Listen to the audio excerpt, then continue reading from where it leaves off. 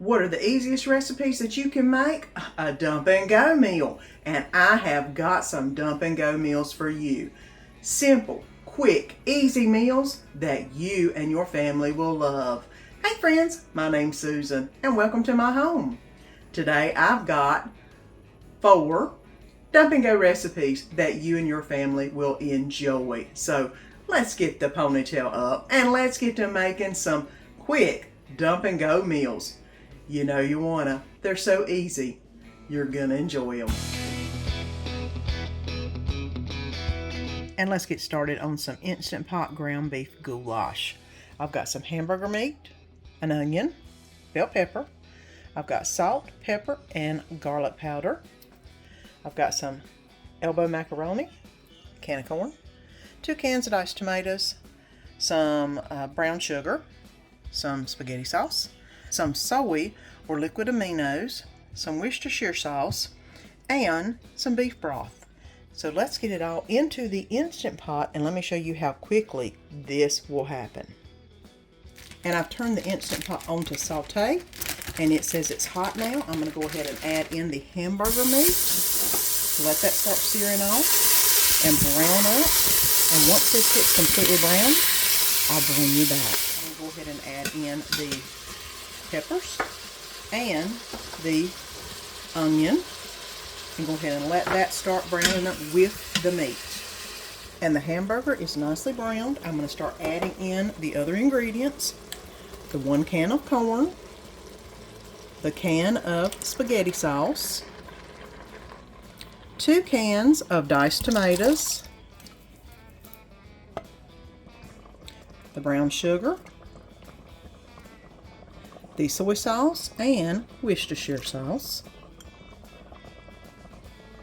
and the salt, pepper, and garlic powder.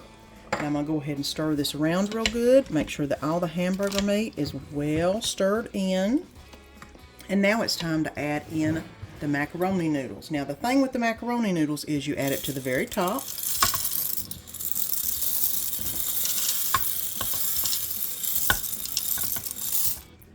I'm going to go ahead and push it down a little bit, but not stir it. Do not stir it in. And then you put the beef broth on top.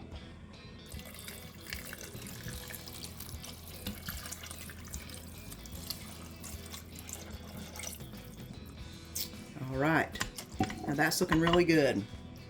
The next thing is you are going to put this onto manual 4 minutes, and that's all it needs. In 4 minutes, you are going to have a big pot of American goulash. It is probably the best soup I've ever tasted. It is so good. So let me go ahead and get the lid on this, turn it on 4 minutes, and then I'll bring you back when everything gets done. And I've let it cook for 4 minutes and pressure release. And this is what it's looking like. It looks so good. I'm going to go ahead and stir it around a little bit. Get the noodles all mixed up in here. And then it'll be time to serve up. And that is looking really amazing. Let's get it in a bowl. And here you go. Instant Pot American goulash. It is so good. And it's what's for supper tonight. And tonight we're going to be doing some Instant Pot pressure cooker Swedish meatballs. Not a whole lot of ingredients, and it's basically a dump and go, guys. Look at this. Beef broth, creamy mushroom soup, golden mushroom soup, sour cream, brown gravy mix, water, meatballs, which I got the Angus beef meatballs. I want to try those. And some of these egg noodles. So let's go ahead and get all this put into the crock pot, and then we can start getting ready for some food. Okay, and let's get everything added into the Instant Pot. I'm going to go ahead and add all of the cans. The can of golden mushroom soup is going in. The can of cream of mushroom soup is going in. The can of beef broth is going in next. I'm going to go ahead and add in the 2 cups of water and the brown gravy mix.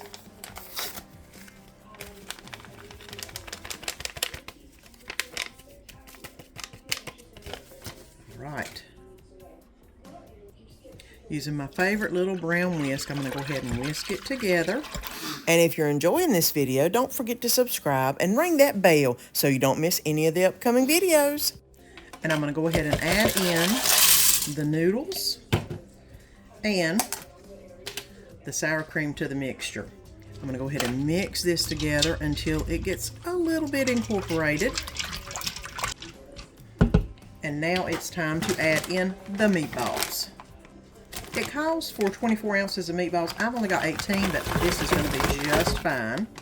And let me go ahead and mix these in.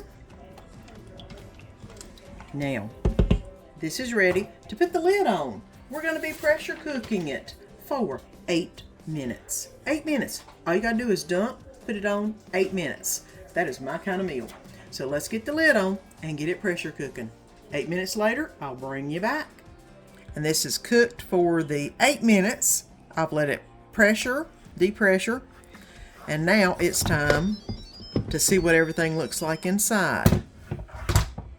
Let me go ahead and get it stirred around just a little bit. All right. And that's looking pretty good. So let's go ahead and get that on a plate. And here it is, Instant Pot Swedish Meatballs. And it's what's for supper tonight. And let's make some Zuppa Toscana soup. You're going to need some flour, some garlic, some bacon, some whipped cream. This is chicken bone broth. Some onions. Of course, for the chicken bone broth, you could just use chicken broth. It's just as good. The onions, I've got the hot Italian sausage. Y'all know I got it on sale. We're going to be using that. It calls for half a bunch of kale with the destemmed and broken into bite-sized pieces. This is probably a whole bunch of kale, but you know, if it's like spinach, it'll just cook right down. So we'll deal with that. And I've got 4 russet potatoes that I peeled and diced back here in water so they don't turn colors. But this is now ready to go in the Instant Pot, which is what I'm making it in. So let's get this in our pot. And I'm going to go ahead and start this in the Instant Pot. It says to add a little bit of oil to the pan. I'm going to go ahead and add in a little bit of bacon grease drippings. It won't take that long. Yep. I'm going to go ahead and put the Italian sausage in here. I'm just going to break it up. Put it in the bottom of the pan. It is on saute. It's not on hot yet. I probably should have waited till it got on hot, but that's okay. I want to hurry up and get this in the pot and get it going on. And I've already got the sausage cooked up. I'm going to go ahead and remove it from the Instant Pot, and then we'll get to cooking some of the other stuff. And it says to empty the grease out, but there's not a whole lot left in there. So I'm going to go ahead and add in the onion, the garlic, and let that saute up just a little bit. If there was a lot of grease, you could empty some of the grease out, but there wasn't, so I'm just going to let it stay in there. Now that the onions have become soft and it is very fragrant, I'm going to go ahead and add in the chicken stock. Some of it's still a bit frozen. I'm going to add back in the cooked sausage, and I'm going to also add in the potatoes. I'm going to go ahead and stir this around real quick, and I'm going to put the lid on, and I'm going to put it on manual high for 5 minutes. So let me go ahead and get this cooking. And this is cooked for 5 minutes. It's pressure released. I'm going to go ahead and take the top off. I'm going to see if the potatoes are done. It looks, yeah, they are. They're good. Okay, good deal. Now the next thing I'm going to do is combine the heavy whipping cream and the flour mixture. And I'm going to whisk this until it's nice and smooth, and then add this into the Zuppa Toscana mixture. I'm going going to go ahead and mix this around just a little bit. And now it's time to put in the kale.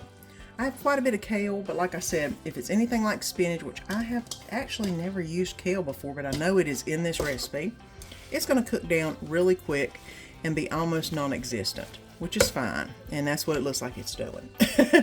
So I'm going to go ahead and stir this in. It does not say to start the Instant Pot back up or to cook it anymore. Just to stir it into the pot and let the kale warm up, and then it'll be time to eat some Zuppa Toscana. I did turn it on saute just a little bit to see if I could cook some of the kale down. I do think I put a little bit too much kale in. I did remove a little bit of it, but it still looks amazing, even with a little more green than normal. So let me go ahead and get this plated up.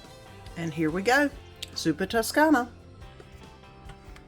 And I'm going to add a little bit of Parmesan cheese on top, which I don't have the nice fancy shredded stuff, so I'm just using the jar cheese. And there you go. It's time for supper. And we are going to make some Mexican dump rice. I have 2 boxes of beef rice mix. I have some taco seasoning. I have some onion, some Lipton onion soup mix, some rotel, black beans, garlic.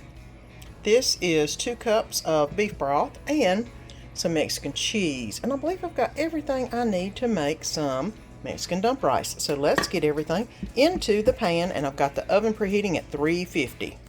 And I did forget to tell you that I do have 1 pound of hamburger that I've already browned and drained that's going to be going in this.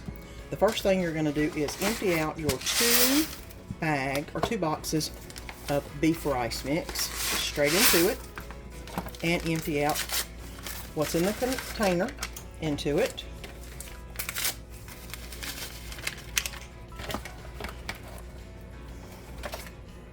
Now I'm going to go ahead and add on the taco seasoning. About the equivalent of 1 pack of taco seasoning should be pretty good. That should be good. I'm going to go ahead and add in the rotel, the black beans.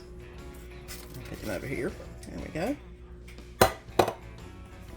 1 tablespoon of garlic.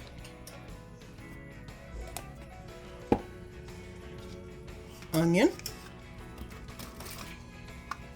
and 2 cups of beef broth.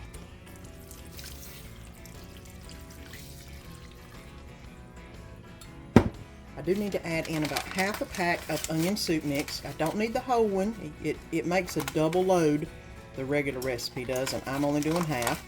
So let me do about half this packet of onion soup mix.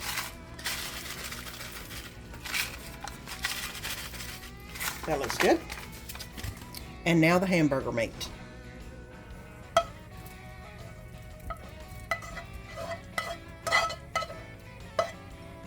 Now all you have to do is just mix everything together. I'm just going to go around the container and get it all mixed. I have got it all mixed up, and then I realized I didn't add any Mexican cheese into it. So I'm going to go ahead and put some Mexican cheese in it and stir it all around. And then it should be time for it to go into the oven. Now I'm going to cover this with some aluminum foil, and I'm going to put it in the oven for about 15 to 20 minutes. I'm going to check it at 15, and then I'll probably put some more cheese on top and then let that melt on top of the rice. But it's going in for 15 minutes. And I wound up adding another cup of water because I felt like the rice was not cooking correctly. I went ahead and let this cook for about 30 minutes all total with the new cup of water. I'm going to go ahead and put some cheese over the top. Because you know, can't pass up a good cheese pull on anything. I'm going to put it back in the oven to cook for about 5 or 10 more minutes till the cheese gets nice and browned up. And I think everything should be good. I did take a taste of it, and it was really good. So this is in process. You know, whenever you find a recipe on Instagram, TikTok, and they don't actually have the ingredients listed, do the best you can at making it yourself. And you know what? I think I've done a pretty good job because it tastes really good. Let's get it back in the oven for about at least 5 minutes and see where we're at. After I put the cheese in, I did put it in for an additional 5 minutes, and look at it. It has turned out absolutely beautiful, and it smells so good, guys. I know it tastes good. I done took a taste of it. So let's go ahead and get it on the plate for Danny for supper. And here you go, the Dump and Go Mexican rice. And it is what's for supper tonight, and I know it's good, so it's time to go eat. A Dump and Go meal is always a great recipe to add to your book of recipes. Quick, simple, easy, and always a winner in my book. And if you haven't already, press that little button down below and subscribe so you don't miss any of the good food and fun, and make sure you ring that bell. You know you don't want to miss any of the upcoming videos and all that good food. And until next time, see you then.